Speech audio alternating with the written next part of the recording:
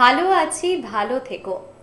আপনারা সকলে ভীষণ ভালো আছেন এবং অবশ্যই যে অনুষ্ঠান আমি শুরু করতে যাচ্ছি সেই অনুষ্ঠানের মাধ্যমে আপনাদের ভালো থাকার পথ আরও বেশি প্রশস্ত হবে এই আশা নিয়েই শুরু করছি খনার বচন অনুষ্ঠানের সমস্ত দর্শক বন্ধুকে অনেক অনেক স্বাগত। আপনাদের সকলের সাথে আমি সোনাম। আমার সাথে রয়েছে এমন একজন বিশেষ মানুষ, এমন একজন বিশেষ ব্যক্তিত্ব। খনার ভিটায় জন্ম তার, এই বাংলার অলংকার, টিভি পঞ্জিকা খ্যাত, যুগ যুগ পরিচিত, বিশ্বের কল্যাণ যার ধর্ম, এই বাংলায় জন্ম, অন্তরের সন্ন্যাসিনী, বাংলার জ্যোতিষ জননী, পরমাত্মা সাধিকা খনামা, মঙ্গলময় তৈলঙ্গ স্বামীর শিষ্যা, জলে স্থলে নির্বিকল্প চিত্তে যিনি মানব কল্যাণ করে চলেছেন সেই খনামা। আবারও অনুষ্ঠানে তোমাকে অনেক অনেক স্বাগত। একদম, তোমাকে এবং তোমাদের সকলকে প্রাণ ভরা ভালোবাসা, সকলের জন্য প্রাণ ভরা ভালোবাসা নিয়ে আমার এখানে চলে আসা। উদ্দেশ্য একটাই, জেনে রেখো সবাই, আমরা সবাই মিলে ভালো থাকতে চাই। সবাই মিলে ভালো থাকাটাই ভালো থাকা কয়, তা না হলে ভালো থাকা নয়। সবাই যদি না ভালো থাকলাম তাহলে ভালো আছি কি করে বলতে পারবো বলো? শুধু নিজে ভালো থাকা ভালো নয়, ভালো থাকা নয়। ভালো থাকা হলো একটি পরিবারকে তো তুমি ভালোবাসো, তোমার পরিবারটিকে, তোমার পরিবারের সবাই যদি সুস্থ না থাকে, ভালো না থাকে, তুমি ভালো আছো কেমন করে হয়? ঠিক তেমনি এই জগৎ সংসারটাই তো আমার পরিবার। তাই জগৎ সংসারের প্রত্যেককে ভালো রাখতে গেলেই, ভালো থাকতে গেলেই তবে আমার ভালো থাকা। যদি তার মধ্যে কেউ ভালো না থাকে তাহলে আমার ভালো থাকা কেমন করে হয়? একদমই তাই। আর জননী মা মানেই কিন্তু সকলের তিনি ভালো চান।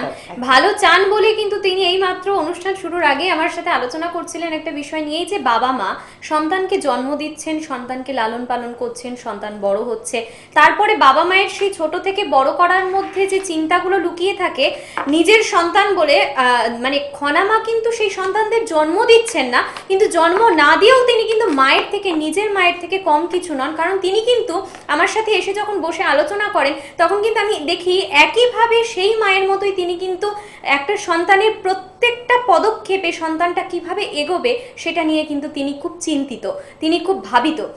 এবং আজকে যখন অনুষ্ঠান শুরু হবে, যখন আমি বলছিলাম যে আজকে মা তাহলে আমরা কি নিয়ে অনুষ্ঠান করব, তো মা কিন্তু একটাই কথা বলে চলেন সব সময়, যে মানুষের ভালো কিভাবে করা যাবে, সন্তানদের কি করে ভালো করা যাবে, এবং সেই সন্তানদের চিন্তা ভাবনার করেই বাবা মায়েরা যাতে সন্তানদেরকে নিয়ে খুব বেশি চিন্তা না করেন, সেই চিন্তার ভাগ যেন খনামা নিজে নিতে পারেন, সেই জন্যই কিন্তু আজ পরীক্ষার্থীদের নিয়ে আমার মনে হয় একটুখানি আলোচনা করবেন, এমন কিছু ভেবে রেখেছেন। একদম একদম সেটাই, কারণ আলোচনা করার প্রয়োজন।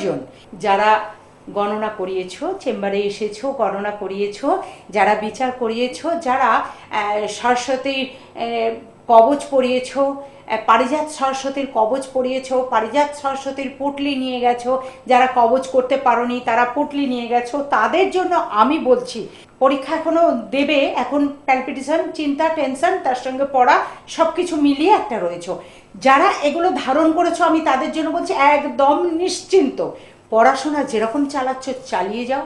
দেখো যারা ধারণ করেছো তাদের জন্য বলছি, যারা কবচ ধারণ করেছো, পারিজাত সরস্বতীর কবচ এবং পারিজাত সরস্বতীর পুটুলি নিয়েছো, তাদের জন্য আমি বলছি, এবং তাদের পিতামাতার জন্য আমি বলছি, যারা মাধ্যমিক দিচ্ছ, উচ্চ মাধ্যমিক দিচ্ছ, তাদের জন্য বলছি, তোমরা বুঝতে পারছো নার্ভাসনেসটা কাটতে আরম্ভ করে দিয়েছে।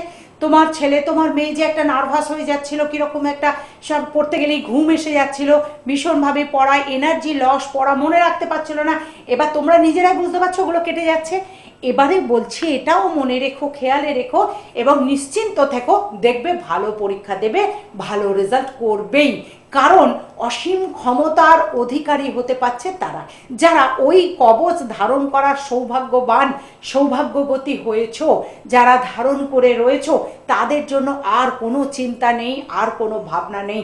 আমি পরীক্ষা দেওয়ার বেশ কিছুদিন আগের থেকেই, দেখো এখন থেকেই বলে দিচ্ছি, তোমরা নিশ্চিন্ত থাকো, তোমাদের ভালো রেজাল্ট হবেই হবে, একদম ভীষণভাবে। তার কারণ হচ্ছে আমি যে পারিজাত সরস্বতীর পূজা করি তাতে কোনো ফাঁকি রাখি না, যে যজ্ঞ করি, পারিজাত সরস্বতীর যে যজ্ঞ করি তাতে কোনো ফাঁকি রাখি না, মন প্রাণ দিয়ে হোম যজ্ঞ করে তোমাদের জন্য করে দিই। শুধুমাত্র সরস্বতী পুজোর দিনের জন্য নয়, এটি প্রতি মাসে প্রতি মাসে পঞ্চমী তিথি, শুক্লা পঞ্চমী তিথিতে এই ক্রিয়াগুলো করি পরীক্ষার্থীদের জন্য। যারা পরীক্ষা দিচ্ছ, যারা হায়ার স্টাডি করছো, যারা মাধ্যমিক দেবে এখনো দাওনি, 5, 6, 7, 8 আছো, বা যারা আরও নিচু ক্লাসে আছো, প্রত্যেকে আমাকে তো কবচ দিতে হয় প্রত্যেকের জন্য। তোমাদের পিতামাতা, তোমরাই আসো, পিতামাতারা আসো, বলো যে বাচ্চা বড্ড অন্যমনস্ক, কেউ বলে ভালো পড়াশোনা করে কিন্তু পরীক্ষা হলে গিয়ে ভালো করে না, বাড়িতে লিখছে, স্কুলে গিয়ে লিখছে না, স্কুলে গিয়ে ক্লাস করছে না, ম্যাম বকাবকি করছে যে ভালো লিখতে পারছে না, ভালো রেজাল্ট করতে পারছে না। সেগুলোর জন্য তোমাদের তার থেকে পরিত্রাণ দেওয়ার জন্য পারিজাত সরস্বতী তোমাদেরকে কৃপা করেন, আমি সেই মতন তোমাদেরকে করে দিই। এবং যারা 5, 6, 7, 8 ইত্যাদি, এবং যারা মাধ্যমিক, উচ্চ মাধ্যমিক বা যারা হায়ার স্টাডি করছো, প্রত্যেকেই যারা ধারণ করে নিয়েছো, যাদের সামনে পরীক্ষা, তাদের জন্য আমি নিশ্চিত বানিয়ে দিচ্ছি, নিশ্চিন্ত থাকো, কোনো চিন্তা নেই, কোনো রকম হেডেক করতে হবে না। শুধু যেটা করতে হবে, এখন তো আর পড়া নয়, এখন তো আর নতুন করে শেখা নয়, এখন পরীক্ষা একেবারে শিওরে এসে গেছে মাধ্যমিকদের এবং উচ্চ মাধ্যমিকদের। এখন শুধু রিভাইজ দেয়া, এখন রিভাইজ দিয়ে যেগুলো পড়েছো আরেকবার পড়ো, আরেকবার পড়ো, আরেকবার পড়ো, এমনি করে করে করো, মাথায় রাখো, মনে রাখো। একটু চুপচাপ হয়ে যাও, যারা বেশি কথা বলতে ভালোবাসো তাদের জন্য বলা, একটু চুপচাপ হয়ে যাও, পড়াগুলোকে চিন্তা করো, পড়াগুলোকে চিন্তা করো এবং পড়াশোনাটাকে রেডি করো, কিভাবে পড়বে, কিভাবে পরীক্ষা দেবে চিন্তা করো। কোনো হেডেক করবে না, কি জানি হবে তো, আমার হবে তো, আমার এটা হচ্ছে না, এরকম কথা তোমাদের আর বলা চলবে না, বলা হবে না। তার কারণ হচ্ছে যে তোমরা পারিজাত সরস্বতীর কবচ পড়ে আছো, তোমরা পারিজাত সরস্বতীর পুটুলি নিয়েছো। তোমরা জানো পারিজাত সরস্বতীর পুটুলি তোমাদের থেকে জেনে নিয়ে যে কার কার কোন কোন সাবজেক্টের প্রতি দুর্বলতা আছে এবং নামগোত্র জেনে নিয়ে আমি সেগুলো বিল্লপত্রের মধ্যে সেগুলিকে অঙ্কন করি, সেইগুলি অক্ষরগুলিকে লিখি, তোমাদের নামগোত্র লিখি, তোমাদের সাবজেক্ট যে যে সাবজেক্টে দুর্বল আছে সেই সাবজেক্টগুলো লিখি এবং সেগুলিকে একটি কাপড়ের মধ্যে দিয়ে, সাদা কাপড়ের, শ্বেত বর্ণের কাপড়ের মধ্যে দিয়ে, এবং তার মধ্যে থেকে কি করি, তার মধ্যে থেকে জপ, পুজো, আহুতি করে দিয়ে তোমাদেরকে যা জিনিস করে দিই, সেই পুটুলি তোমরা কাছে রেখে পড়তে বসলে তোমরা জানছো তোমাদের কত ভালো উপকার হচ্ছেই সবার, সেই কারণেই বলা। আর যারা কবচ পড়ে আছো তাদের কথা আলাদা কথা। এবার বলি, যারা আছো দূর দূরান্তরে, তাদের কথা আমার খুব মনে পড়ে। যারা মনে করো যে ইস, এটা শুনছি কিন্তু আমার তো পড়ানো হয়নি ছেলেকে, কিংবা আমার মেয়েটাকে তো পড়ানো হয়নি, কিংবা ছেলে মেয়ে দুটি আছে, একজনেরটা পেরে উঠেছো করেছো, আর একজনেরটা হয়নি, সে তোমার উপরে ফুঁসছে, মা তুমি আমারটা তো করে দাওনি, সে অভিমান করছে, রাগ করছে। না, আমি তো সবার মা, কোনো রাগ অভিমান নয়। যারটা করতে পেরেছো, যারা করতে পেরেছো, তাদের পরীক্ষার জন্য চিন্তা নেই, পরীক্ষায় পাশ করবেই, কিন্তু পড়াটাকে লাগাতার করো, পড়াটা করো, কিন্তু পরীক্ষায় তারা পাশ করবে। তাদের পরীক্ষায় যে বাধা ছিল সেই বাধা কেটে যাবে, ভালো রেজাল্ট করবে এবং পরে পরে পরে পরে হায়ার স্টাডি করবে। যাদের কোনো না কোনোভাবে হয়নি, ধারণ করা হয়ে ওঠেনি, তাদের জন্য বলা, বা যারা আছো দূর দূরান্তরে, যাদের যোগাযোগ করা খুব মুশকিল, তাদের জন্য বলা, আমি তো চলে আসছি সকলের ঘরে, তাদের জন্য বলা যে তোমরা তোমাদের বাড়িতে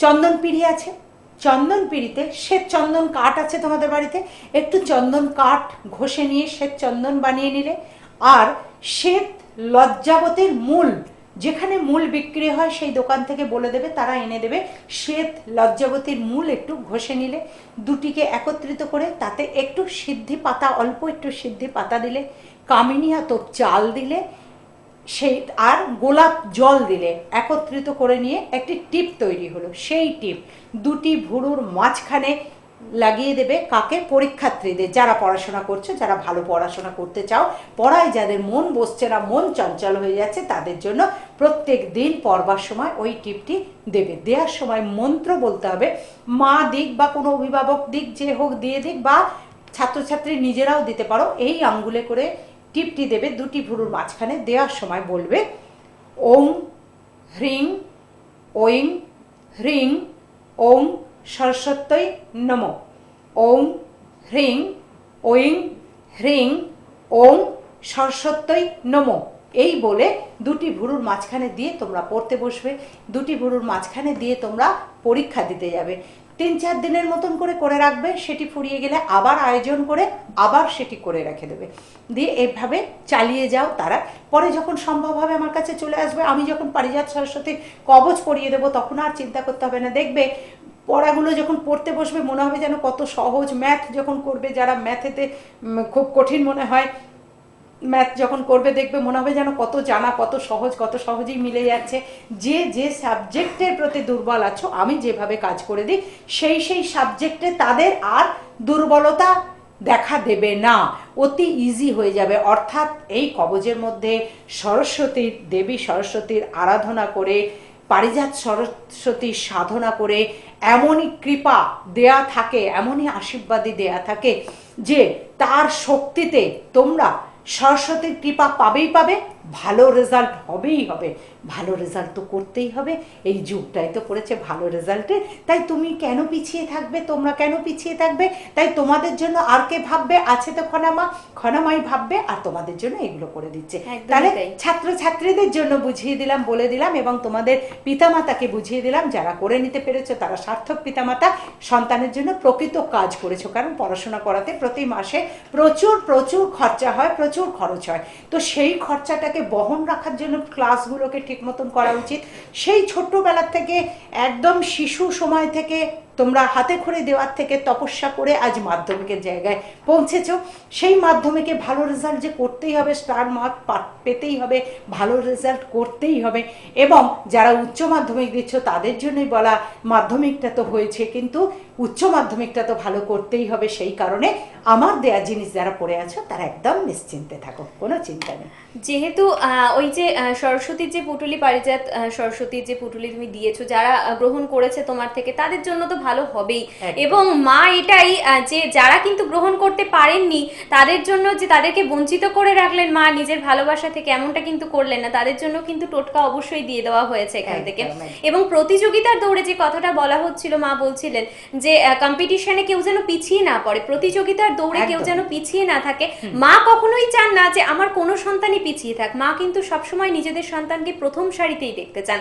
তাই সেই প্রথম সারিতে দেখার স্বপ্ন নিয়ে, সেই প্রথম সারিতে দেখার আকাঙ্ক্ষা নিয়ে, প্রত্যাশা নিয়ে খনামা কিন্তু সবসময় সকল সন্তানের পাশে রয়েছেন।